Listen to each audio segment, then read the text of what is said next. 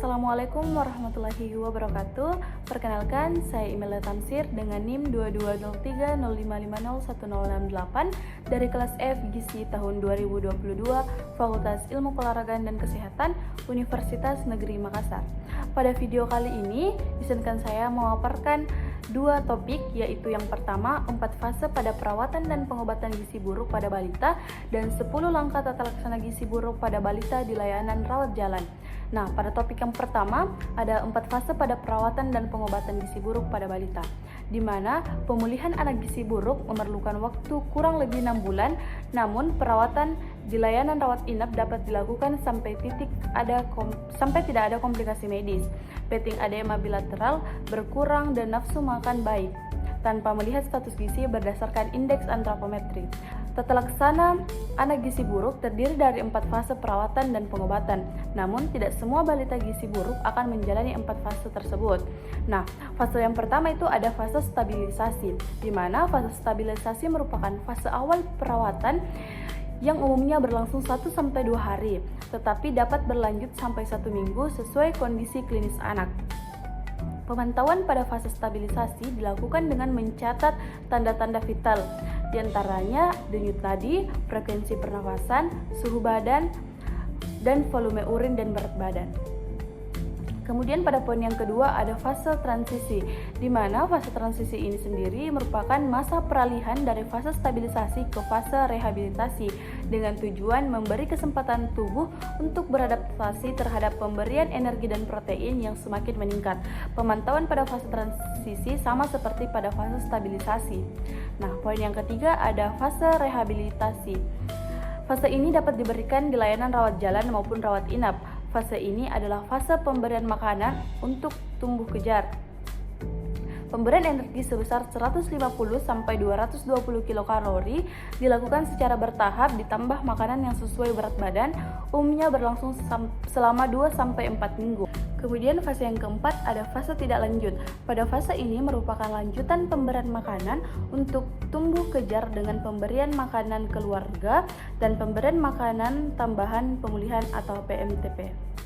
Pada topik yang kedua, kita akan membahas terkait 10 langkah tata laksana gizi buruk pada balita di layanan rawat jalan.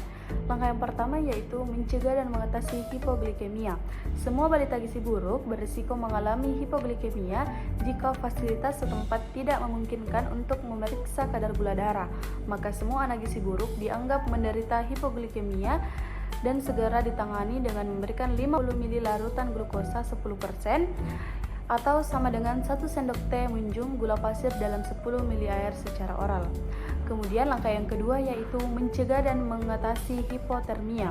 Hipotermia, di mana suhu aksial kurang dari 36 derajat Celcius, sering ditemukan pada balita gizi buruk dan jika ditemukan bersama hipoglikemia menandakan adanya infeksi berat.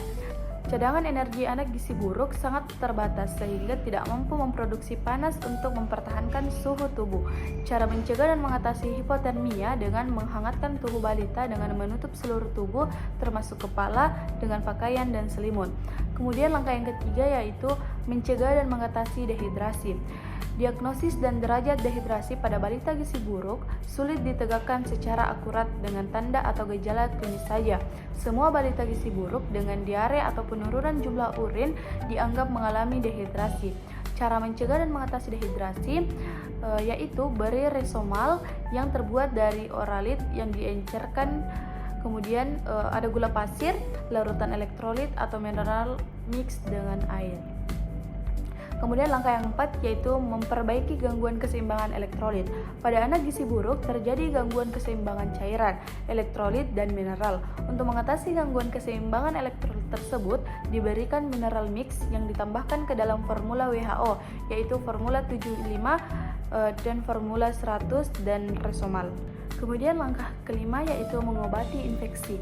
Balita gizi buruk seringkali menderita berbagai jenis infeksi, namun sering tidak ditemukan tanda atau gejala infeksi bakteri seperti demam. Karena itu semua, balita gizi buruk dianggap menderita infeksi pada saat datang ke fasilitas kesehatan dan segera diberi antibiotik. Hipoglikemia dan hipotermia seringkali merupakan tanda infeksi berat. Kemudian langkah yang keenam yaitu memperbaiki kekurangan zat gizi mikro. Semua anak gizi buruk mengalami defisiensi vitamin dan mineral. Meskipun sering ditemukan anemia, zat besi tidak boleh diberikan pada fase awal, yaitu fase stabilisasi dan transisi. Zat besi baru diberikan setelah anak mempunyai nafsu makan yang baik dan mulai bertambah berat badannya. Biasanya pada minggu kedua mulai fase rehabilitasi. Zat besi dapat memperberat infeksi bila diberikan terlalu dini. Pemberian zat gizi mikro sama dengan penjelasan sebelumnya. Nah, kemudian langkah yang ketujuh yaitu memberikan makanan untuk fase stabilisasi dan transisi. Diberikan untuk anak gizi buruk di layanan rawat inap. Kemudian langkah yang kedelapan yaitu memberikan makanan untuk tumbuh kejar. Pada fase rehabilitasi terjadi replesi atau pemulihan jaringan tubuh sehingga diperlukan energi dan protein yang cukup. Diberikan energi 150 sampai 220 kilokalori per kilogram berat badan per hari, protein 4 sampai 6 gram per kilogram berat badan per hari. Terapi gizi yang diberikan dapat berupa F100 atau RUTV yang secara bertahap ditambah makanan padat gizi. Kemudian langkah yang ke-9 yaitu memberikan stimulasi untuk tumbuh kembang. Pada anak gizi buruk terjadi keterlambatan perkembangan mental dan perilaku. Keterlibatan keluarga terutama ibu sangat diperlukan dalam memberikan stimulasi untuk tumbuh kembang anak. Oleh karena itu, perlu diberikan petunjuk kepada orang tua dan keluarga untuk memberikan stimulasi perkembangan anak dengan penuh kasih sayang, sambil bermain, bernyanyi, dan menciptakan suasana yang menyenangkan. Kemudian pada langkah yang terakhir yaitu mempersiapkan untuk tidak lanjut di rumah. Persiapan untuk tidak lanjut di rumah dapat dilakukan sejak anak dirawat inap, misalnya melibatkan ibu dalam kegiatan merawat anaknya. Kriteria sembuh dari gizi buruk apabila berat badan per tinggi badan atau berat badan per panjang badan lebih dari minus 2 standar deviasi atau lila lebih dari sama dengan 12,5 cm dan tidak ada pitting edema bilateral. Baik, itulah tadi pemaparan 2 topik terkait 4 fase pada perawatan dan pengobatan gizi buruk pada balita dan 10 langkah tata laksana gizi buruk pada balita di layanan rawat jalan. Sekian dan terima kasih. Wassalamualaikum warahmatullahi wabarakatuh.